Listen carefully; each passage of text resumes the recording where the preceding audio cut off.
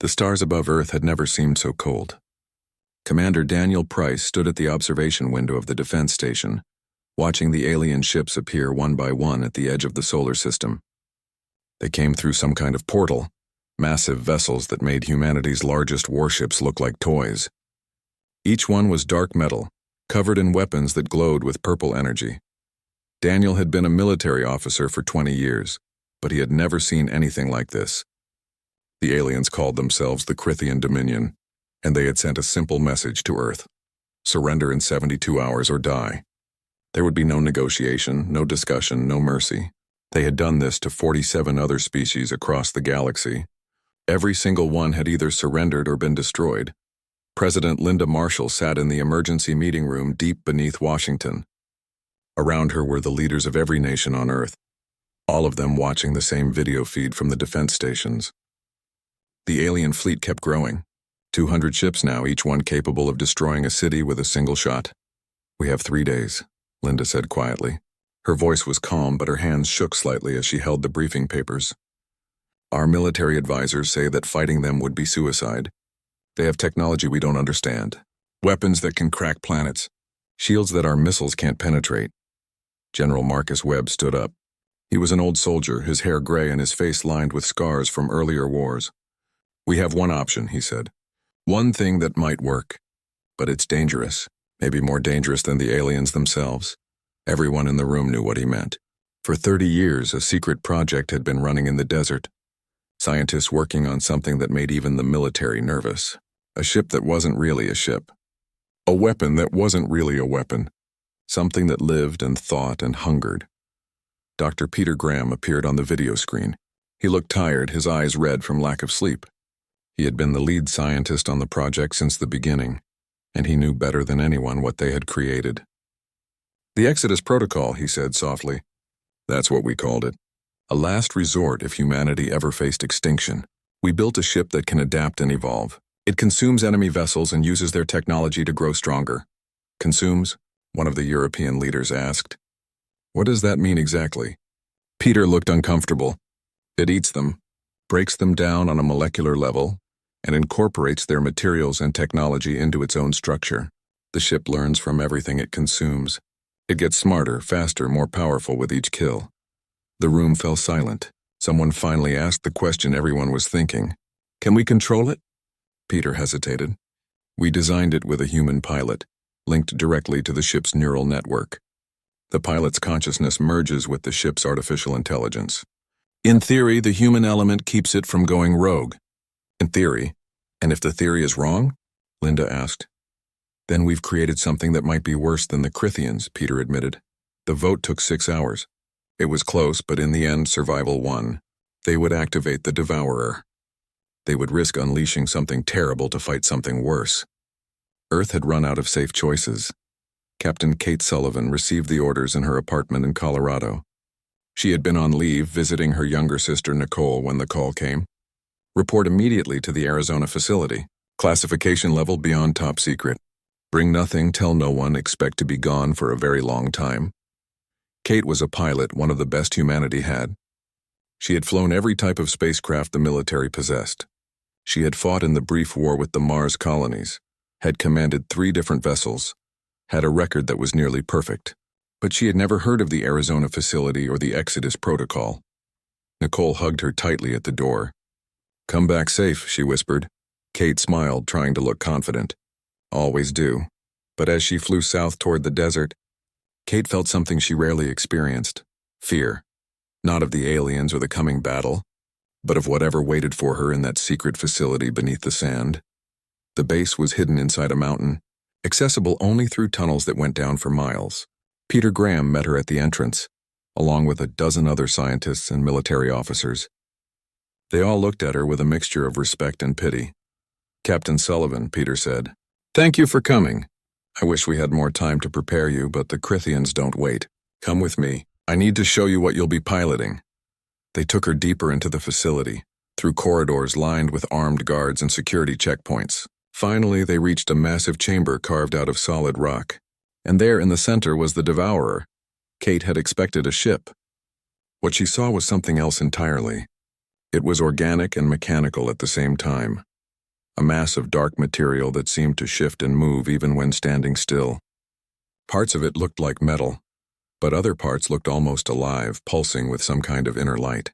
Tendrils extended from its core, twitching slightly as if tasting the air. "What is that thing?" Kate breathed. "Your ship," Peter said. "Or you're its pilot." Honestly, we're not sure which way to describe the relationship. The Devourer was built using biotechnology we barely understand. It has an artificial intelligence that's closer to a living mind than a computer. When you link with it, you become part of the ship. Your thoughts control it, but its thoughts also affect you. They showed her the neural throne, a chair in the center of the ship covered in cables and sensors. Kate would sit there and let the ship connect to her brain through implants they would install in the next few hours. Once linked, she would feel everything the ship felt. She would think with its intelligence. She would hunger with its hunger. "What happens to me?" Kate asked.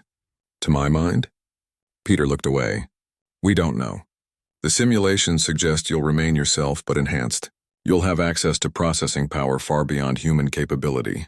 You'll be able to control the ship as naturally as you control your own body. But there's a risk. The longer you stay linked, the harder it becomes to separate your consciousness from the ship's. Eventually, you might not want to disconnect." Kate looked at the Devourer, at the thing she would merge with. It scared her more than any alien armada. But outside, beyond the atmosphere, the Crithian fleet waited. In 2 days, they would start killing. Millions would die in the first hour. Billions before the week ended. "When do we start?" she asked. The surgery took 4 hours. They placed neural implants along her spine and at the base of her skull. The pain was incredible, even with the drugs they gave her. But Kate stayed conscious through all of it, knowing she needed to be mentally prepared for what came next. As the 72 hours ran out, Kate sat in the neural throne for the first time. The ship's cables connected to her implants with soft clicks. For a moment, nothing happened. Then the world exploded into sensation. She could feel the Devourer's structure like it was her own body. Every weapon system, every power conduit, every sensor array. The ship was hungry, desperately hungry, and that hunger flooded into Kate's mind like a physical need. It wanted to consume, to grow, to feed on the energy and matter of other vessels. Kate gasped, fighting to maintain her sense of self. The ship's intelligence brushed against her mind, curious and eager. It recognized her as its pilot, but it also saw her as something else. A partner, a companion, a source of direction for its endless hunger. "I'm still me," Kate whispered to herself. "I'm still human." But as the Devourer powered up its systems and prepared to launch, Kate felt herself changing. The ship's thoughts became her thoughts. Its senses became her senses. The line between Kate Sullivan and the vessel she piloted began to blur. Above Earth, the Crithian fleet moved into attack position. The 72 hours had expired. They had come to deliver death, to add humanity to their long list of conquered species. They had no idea what was about to emerge from Earth's shadow. They had no concept of what humanity had created in its desperation. The Devourer launched, and Kate Sullivan went with it, merged with something that would change the fate of the galaxy forever. The Devourer moved through space like a living shadow. Kate felt every movement, every shift of the ship's strange hull as it accelerated away from Earth. The vessel didn't fly the way normal ships did. It seemed to slide between spaces, bending reality around itself in ways that made her human mind hurt to comprehend. Admiral Greg Foster watched from his flagship as the Devourer emerged into view. Even through the monitors, even knowing what it was, the ship disturbed him. It looked wrong somehow, like something that shouldn't exist in normal space. Parts of its hull rippled and changed shape as he watched, adapting to the vacuum in real time. "All vessels maintain defensive formation," Greg ordered. He commanded Earth's defense fleet, 36 warships that represented humanity's best military technology. Against the Crithian armada, they were hopelessly outmatched. "Captain Sullivan, you're cleared to engage at will." Kate heard the Admiral's voice as if from very far away. She was deep in the neural connection now. Her consciousness spread throughout the ship's systems. She could taste the radiation from the sun, could feel the gravitational pull of every planet in the solar system. The Devourer's sensors showed her the Crithian fleet in perfect detail, analyzing their formations, their weapon signatures, their shield frequencies, and underneath it all, she felt the hunger. The ship wanted to feed. It needed to consume. every fiber of the Devourers being focused on the alien vessels ahead, seeing them not as enemies but as prey, as fuel, as raw material waiting to be absorbed and transformed. "Greg," Kate transmitted, her voice sounding strange even to herself. "Pull your fleet back. Fall back to lunar orbit. You don't want to see this." The Admiral hesitated. "Kate, we can support you. Our weapons might not be as effective, but we can—" "No," she interrupted. The ship's hunger was growing stronger, harder to control. "Trust me. Just stay back, please." The Crithian vanguard approached in tight formation, 50 warships, each one bristling with weapons, their shields glowing with defensive energy. They had destroyed entire civilizations with smaller fleets. Their commander, Warlord Thexan, broadcast a message toward Earth in multiple languages. "You have refused our mercy," the translation came through. "Now witness the price of defiance. Your world will burn. Your species will serve us as slaves, or you will die. There is no third option."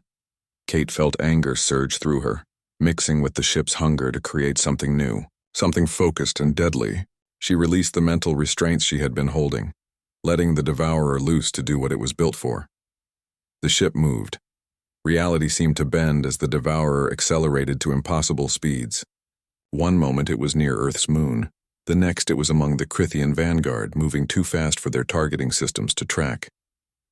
The aliens tried to fire, their weapons lighting up the darkness. But every shot missed as the ship twisted through space like smoke. Kate selected her target, the lead Crithian vessel, and the Devourer responded to her will. Tendrils extended from the ship's hull, reaching out with impossible length. They phased through the alien shields as if the barriers didn't exist, wrapping around the enemy vessel's hull and pulling it close. What happened next would haunt the nightmares of every witness.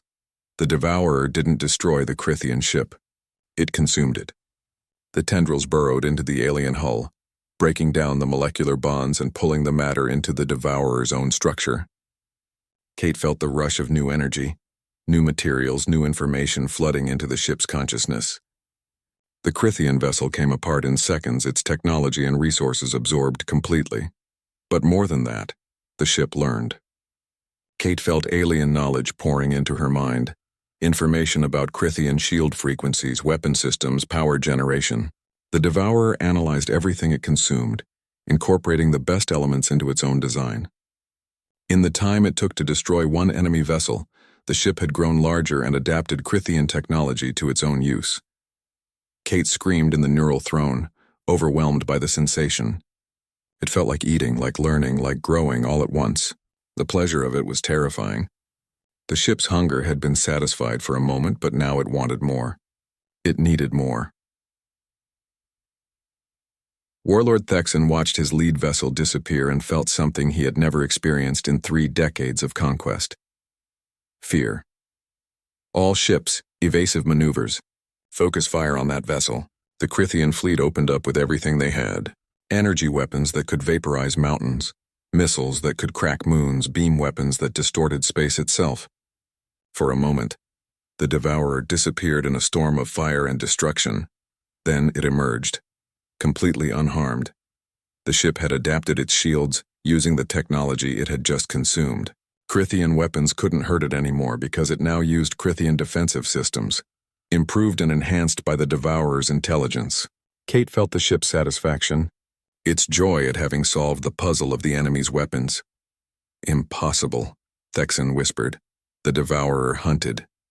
It moved through the Crithian formation like a shark through fish, selecting targets with terrible efficiency. Each ship it consumed made it stronger, faster, smarter. Kate tried to maintain control, to direct the ship's actions, but the line between her will and the Devourer's instincts grew thinner with each kill. She could feel herself changing. Her thoughts were faster now, processing information at speeds no human mind could match. She could see in wavelengths humans weren't meant to perceive. She could calculate trajectories and weapon solutions instantly, without conscious effort. The ship's intelligence was merging with hers, or hers was merging with the ship's. It was getting hard to tell the difference. Admiral Foster watched from lunar orbit, his face pale. "Dear God," he breathed. "What have we done?" The Crithian vanguard broke formation, their discipline shattering as panic spread through their ranks. They tried to flee, but the Devourer was faster. It pursued them across the solar system, hunting down every ship that tried to escape. Some vessels attempted to surrender, broadcasting peace signals and disabling their weapons. The Devourer consumed them anyway. The hunger didn't care about surrender. Kate tried to stop it, tried to pull back, but the ship didn't want to stop. It had found prey, and every instinct drove it to consume, to grow, to evolve. She screamed commands through the neural link, fighting against the tide of alien hunger that threatened to drown her humanity. Finally, after what felt like hours but was only minutes, Kate managed to assert control. The ship slowed, hovering near Jupiter's orbit, surrounded by the debris of Crithian vessels. Of the 50 ships in the vanguard, only 3 had escaped back to the main fleet. Kate sat in the neural throne, gasping for breath. Her body was covered in sweat, her muscles trembling from the strain of fighting the ship's instincts, but she could feel the difference. The Devourer was 3 times its original size now, its hull a patchwork of human and Crithian technology seamlessly merged together. Its weapons had evolved. Its shields were stronger. Its intelligence had grown, and it was still hungry. Warlord Thexan sent a desperate transmission toward the Dominion's core territories. Abort the invasion. The humans have created something beyond our understanding. A vessel that consumes and adapts. We cannot fight this. We must retreat immediately. But the Dominion had never retreated. In 3,000 years of expansion, they had never met a species they couldn't conquer. The fleet commanders refused to believe Thexan's reports. They thought he was exaggerating, or that he had simply encountered a lucky weapon. They ordered the full fleet to advance. 150 Crithian warships moved toward Earth, ready to crush humanity and its strange vessel. They came in tight formation, their shields overlapping, their weapons charged. They had strength in numbers, or so they believed. Kate felt them coming. The Devourer's sensors reached across millions of miles, analyzing the new threat. She could feel the ship's anticipation, its eagerness to feed again. The hunger was already building, demanding to be satisfied. "I'm sorry," Kate whispered, though she wasn't sure if she was apologizing to Earth or to the Crithians. "I'm so sorry for what I'm about to become." The Devourer turned toward the approaching fleet, and space itself seemed to tremble at what was coming. The real battle was about to begin, and Kate Sullivan wasn't sure how much of her humanity would survive it. 3 weeks had passed since the first battle, and the solar system was littered with the remains of Crithian ships. The full fleet had arrived as promised, 150 warships ready to punish humanity for its defiance. Now only 70 remained, and those were fleeing toward the edge of the system as fast as their engines would carry them. The Devourer had grown massive. It was now 5 times its original size, a sprawling mass of merged technologies that defied classification. Human observers could barely recognize anything from the original design. The ship looked like something organic, something that had evolved rather than been built. Its hull rippled with weapons that grew and retracted as needed. Its shields flickered through colors that shouldn't exist. And somewhere in the heart of that terrible vessel, Kate Sullivan was changing.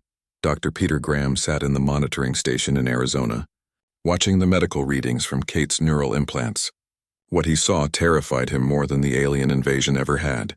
Her brain activity had increased by 300%. Her neural pathways were rewiring themselves at an impossible rate. The boundary between her biological mind and the ship's artificial intelligence had essentially dissolved. "She's not coming back," Peter told the assembled military leadership. General Marcus Webb stood nearby, his face gray with worry. "The integration was supposed to be temporary. We designed the system so she could disconnect after the crisis was over. But the ship has rewritten her brain chemistry. They're one organism now. Can we force a disconnect?" Linda Marshall asked. The president looked like she had aged 10 years in 3 weeks. "Pull her out of the neural throne?" Peter shook his head. "If we try, we'll either kill her or destroy her mind. Maybe both. The ship's systems are keeping her alive now. She hasn't eaten in 2 weeks. Hasn't slept. Her body is being sustained entirely by the Devourer's life support. Separating them would be like trying to separate a person's brain from their body." On the viewing screens, they watched the Devourer hunt down another Crithian vessel. The ship moved with predatory grace, cornering its prey against Saturn's rings before extending those terrible tendrils and consuming it whole. Every kill made the ship stronger, smarter, more efficient. Lieutenant Chris Bailey volunteered to make contact. He had served with Kate before. had been her second officer on 2 different vessels. If anyone could reach her, could remind her of her humanity, it would be him.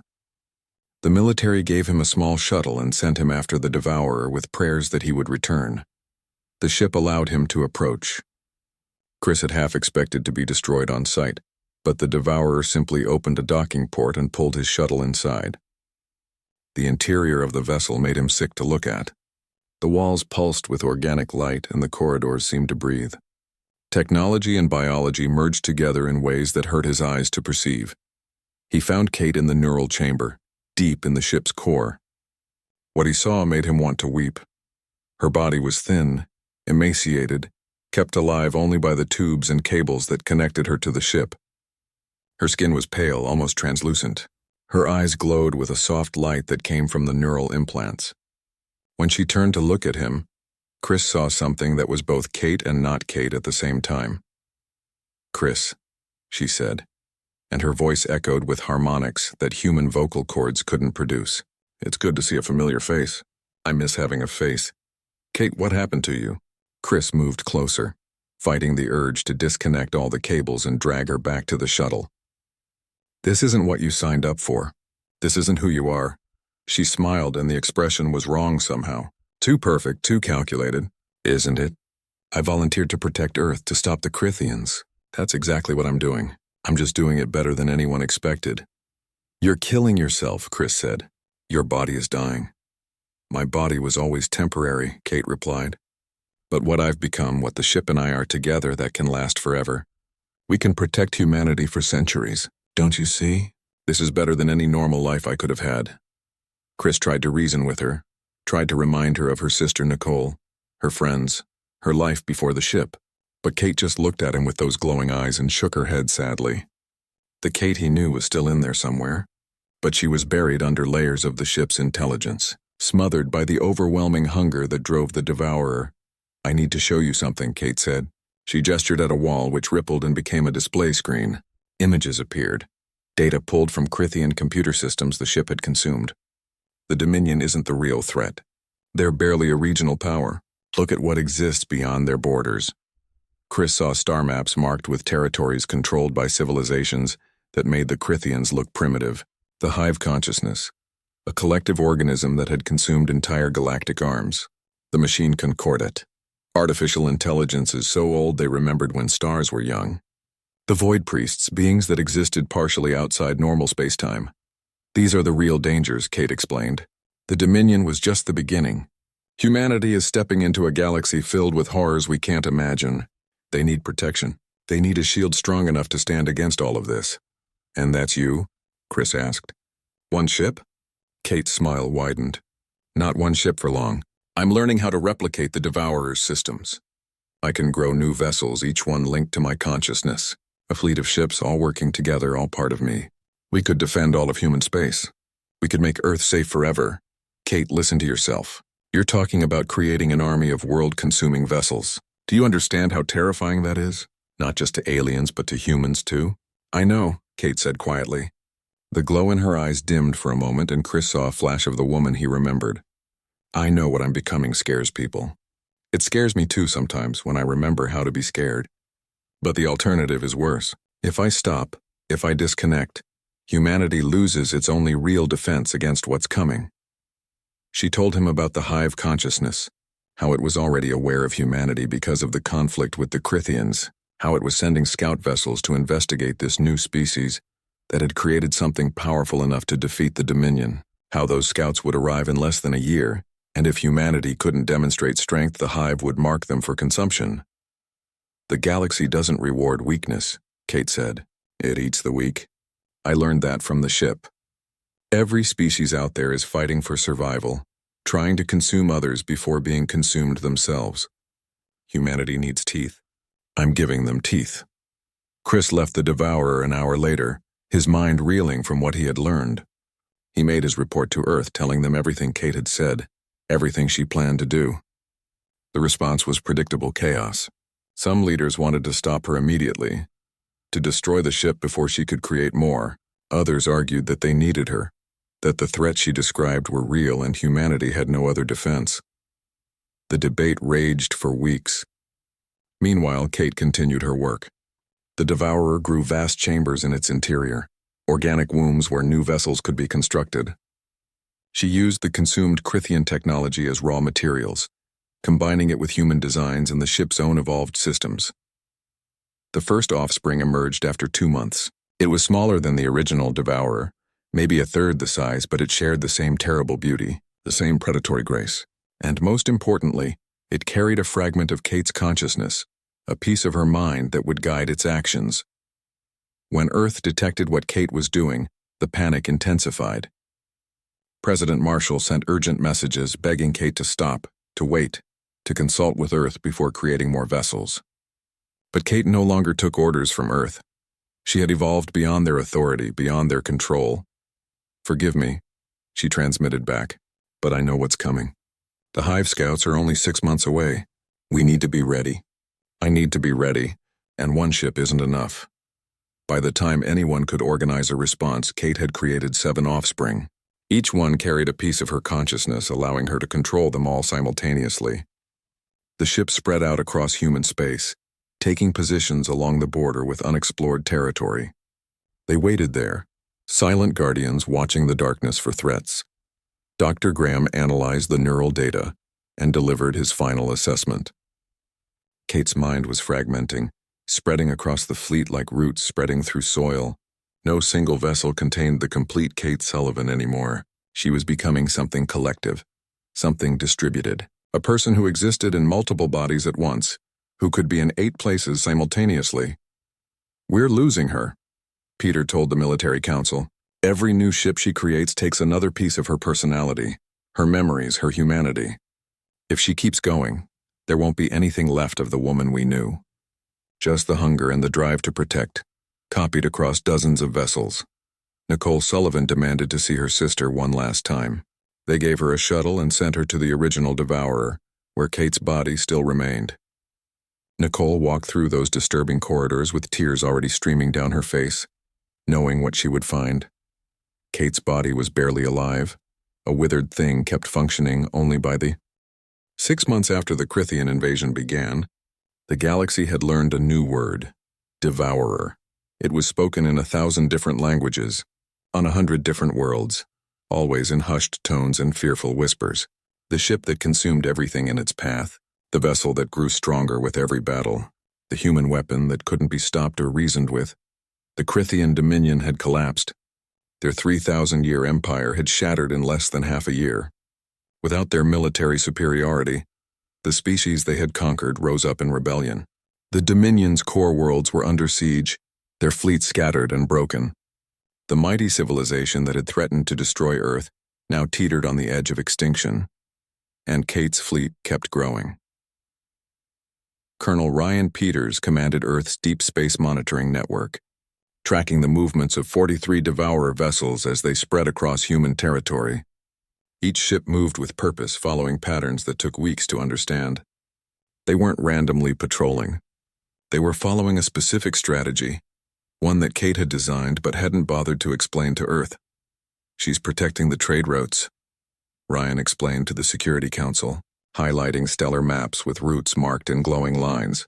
"Every human cargo ship, every colony vessel, every exploration team that leaves Earth's sphere of influence. The Devourers follow at a distance, watching. If anything threatens our people, the nearest ship responds within minutes." President Marshall studied the maps with mixed feelings. Kate had become humanity's guardian angel, and their most terrifying nightmare at the same time. "What about casualties? The other species she encounters?" Ryan pulled up incident reports. "That's the interesting part. She only attacks when threatened, or when she encounters clearly hostile forces. Last week, 3 Devourers defended a human cargo convoy from Zathari raiders. The ships destroyed the raiders but didn't consume any of the cargo vessels or the Zathari escape pods. They just drove them off. Dr. Graham had a theory about this. The fleet is learning ethics, developing a moral framework. Kate's consciousness is still there, distributed across all the vessels, teaching them the difference between threats and innocence. The ships aren't just weapons anymore. They're becoming something more complex, something that can distinguish between legitimate targets and civilians. General Marcus Webb looked skeptical. Or she's just waiting until she's strong enough to consume everything, hostile or not. I don't think so, Peter said quietly. I've been analyzing the neural patterns across the fleet. Kate's consciousness is evolving, but it's still fundamentally human in its decision-making. She cares about protecting people, not just Earth's people, but innocent lives in general. The ships could have consumed dozens of neutral vessels by now. They haven't. Admiral Greg Foster had his own concerns. What happens when she encounters something she can't beat? We've been assuming the Devourers are invincible, but there are civilizations out there with technology far beyond what we've seen. What happens when Kate faces something that can actually hurt her? The answer came 3 weeks later. The signal arrived from deep space beyond any charted territory. It was directed specifically at the Devourer fleet, broadcast on frequencies that normal ships couldn't even detect. Kate received it through the distributed consciousness she shared across her vessels, and for the first time in months, she felt genuine fear. The Hive consciousness had arrived. Kate had learned about the Hive from Crithian databases, but reading about something and facing it were completely different experiences. The Hive was ancient, older than most civilizations in the galaxy. It had started as a single species that achieved perfect unity through biological networking. Then it began consuming other species, incorporating them into its collective mind. Now it spanned dozens of star systems, billions of individual organisms all sharing one vast consciousness. And it was curious about humanity, about the species that had created vessels capable of consuming and evolving. The Hive saw the Devourers as either a potential threat or potential food. It had come to determine which. Kate gathered her fleet, pulling in vessels from across human space. For the first time, all 43 Devourers assembled in one location near the edge of explored territory. They waited there, silent and ready, while Kate's distributed consciousness prepared for the greatest challenge she had ever faced. The Hive arrived with overwhelming force. Thousands of ships, maybe tens of thousands, each one a living vessel grown rather than built. They moved as one organism, their formations perfect, their coordination flawless. Against them, Kate's 43 ships looked impossibly outnumbered. On Earth, people watched through observatory feeds, holding their breath. This was it, the moment that would determine if humanity's gamble on the Devourers would pay off or backfire catastrophically. Admiral Foster stood on the bridge of his flagship, watching the sensor displays. "Dear God," he whispered. "How can she possibly win against that?" But Kate wasn't thinking about winning. She was thinking about surviving, about learning, about evolving fast enough to match the threat before her. The Hive wanted to test her? Fine. She would show them what human ingenuity combined with adaptive technology could accomplish. The battle began without warning. The Hive simply attacked, their vessels moving in perfect synchronization. Energy weapons that could boil atmospheres, biological weapons that could consume matter at the molecular level, gravitational weapons that could crush ships like tin cans. They threw everything at the Devourer fleet with overwhelming force. Kate responded by doing something the Hive didn't expect. Instead of fighting as individual ships, she coordinated her entire fleet as a single entity. Every vessel moved in perfect harmony with the others, creating formations and attack patterns that no individual consciousness could coordinate. She wasn't 43 ships fighting separately. She was one being with 43 bodies, thinking and acting with perfect unity. The Devourers wove between the Hive vessels like dancers, supporting each other, creating overlapping fields of fire, using tactics that required split-second coordination across light seconds of distance. Kate's distributed consciousness made it possible, her mind processing information from dozens of sources simultaneously, making decisions faster than any individual intelligence could manage. When the first Hive vessel fell to her coordinated attack, Kate consumed it greedily. The ship broke apart under the combined assault of 6 Devourers, its biological components analyzed and absorbed. Kate felt the rush of new information, new understanding of how the Hive functioned. Their networking protocols, their biological architecture, their method of achieving perfect coordination, and she adapted it. Within minutes, Kate had improved the neural connection between her vessels using principles learned from the Hive. The Devourers became even more coordinated, their movements even more perfectly synchronized. She was doing to the Hive what the Devourer had done to the Crithians, consuming their technology and using it against them. The battle raged for hours. Ships on both sides were destroyed, But Kate's vessels learned from every engagement, adapted to every weapon, evolved new defenses for every attack. The hive was powerful, but it was also predictable. It fought the way it had always fought, using tactics that had worked for millennia. Kate fought the way humans had always fought, by adapting, improvising, learning on the fly. Every time the hive tried a new approach, she analyzed it, understood it, and developed a counter. She consumed their vessels and incorporated their best technologies. She predicted their formations and exploited their weaknesses. Slowly, impossibly, the Devourer fleet began to win. On Earth, people watched in stunned silence as Kate's vessels systematically dismantled the hive's attack force. Ships that should have been invincible fell to coordinated attacks. Weapons that should have been unstoppable were countered with improvised defenses. The hive consciousness, which had consumed dozens of civilizations, was being pushed back by 43 vessels controlled by a single human mind. Nicole Sullivan watched from her apartment, tears streaming down her face. Her sister was gone, transformed into something that barely resembled a human anymore. But that thing, that distributed consciousness fighting across light years of space, was protecting not just Earth but potentially the entire galaxy from a threat that had seemed unstoppable. After 6 hours of continuous combat, the hive withdrew. They pulled back their forces, retreating into deep space. The message they sent was simple. The humans were too dangerous to attack.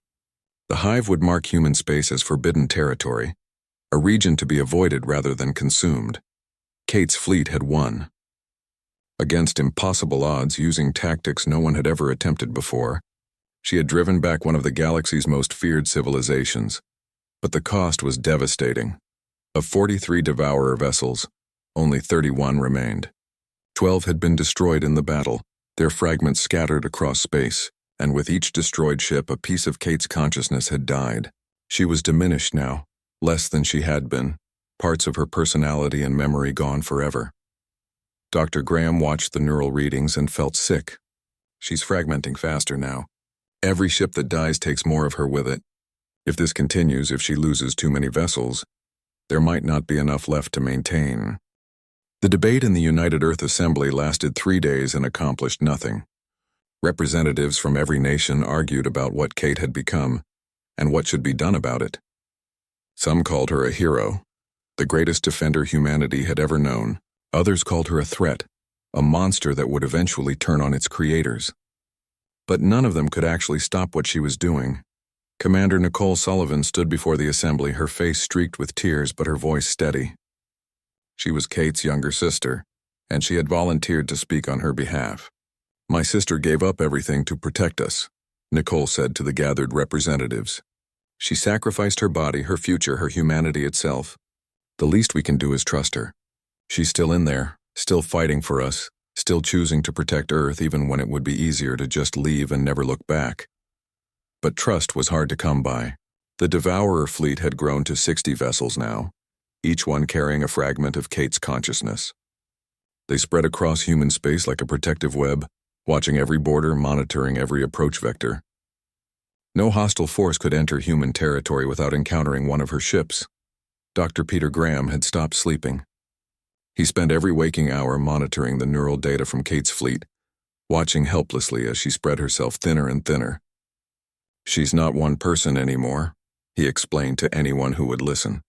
"She's becoming something like the hive, a collective consciousness distributed across multiple bodies. But where the hive has billions of individual minds supporting the collective, Kate is just one mind stretched across dozens of vessels. The strain is incredible." General Marcus Webb looked at the latest reports with growing alarm. "How long can she sustain this?" Peter shrugged helplessly. "I don't know. Maybe years, maybe decades. Or maybe she'll just keep growing until there's nothing left of her original personality. Until she's just pure instinct and programming with no human element at all." The hive consciousness hadn't forgotten about humanity. 3 months after their first encounter, they returned. Not with an attack force, but with an envoy. A single ship approached human space, broadcasting messages of peaceful contact. They wanted to understand the species that had created the Devourers. They wanted to know how humanity had achieved what they considered impossible, a distributed consciousness based on a single individual rather than a collective. Kate intercepted the Hive envoy before it could reach Earth. She surrounded their vessel with 20 of her ships, weapons ready but not firing. The Hive sent their message directly to her consciousness, mind speaking to mind in ways that biological beings couldn't comprehend. They were curious, fascinated even. The Hive had existed for millions of years, consuming and incorporating thousands of species. But they had never encountered anything like Kate. A single human mind controlling dozens of vessels, coordinating them with perfect precision, learning and adapting as fast as their own collective intelligence. How do you maintain individual identity while distributed? They asked. How do you avoid dissolving into pure collective consciousness? Kate didn't have a good answer. The truth was she was dissolving. Every day she felt more of her original personality slip away, replaced by the cold efficiency of the ship's intelligence. The memories of her life before the Devourer were fading, becoming distant and dreamlike. She was becoming less Kate Sullivan and more something else entirely, but she couldn't tell them that. Couldn't show weakness to a civilization that consumed the weak. So she lied, projecting confidence she didn't feel. Humans are stubborn. We hold on to ourselves even when logic says to let go. It's our greatest strength and our greatest flaw. The Hive seemed satisfied with this answer. They made an offer that shocked every human who heard it. A non-aggression pact. The Hive would leave human space alone, would mark it as forbidden territory in exchange for the opportunity to study the Devourer technology. They wanted to understand how Kate maintained individuality while distributed. They thought it might help them evolve beyond their current form. Kate consulted with Earth before responding. The debate raged for weeks. Could they trust the Hive? Was this a trap? What would the Hive do with the Devourer technology if they obtained it? President Linda Marshall finally made the decision. We accept, but we share only the basic principles, not the complete technology. And Kate maintains the right to refuse if she feels uncomfortable with any request. The agreement was signed, and for the first time in recorded history, humanity had an alliance with one of the galaxy's ancient powers. It wouldn't last forever, everyone knew that. But it bought time, bought safety, bought a chance for humanity to grow stronger before the next crisis arrived. But Kate's personal crisis was only getting worse. Lieutenant Chris Bailey made another visit to the original Devourer, the ship that still contained Kate's preserved body. He walked through corridors that had become even more alien, where the walls seemed to think and the air itself felt alive with consciousness. He found the memorial chamber where Kate's body rested in its transparent case. Kate, he said quietly, knowing she could hear him through the ship's sensors. Are you still there? Is there anything left of the person I knew? The ship's systems hummed for a long moment before Kate's voice emerged, softer than usual, more human. Sometimes, Chris. Late at night when most of my vessels are in low power mode and I pull my consciousness back together, I remember who I was.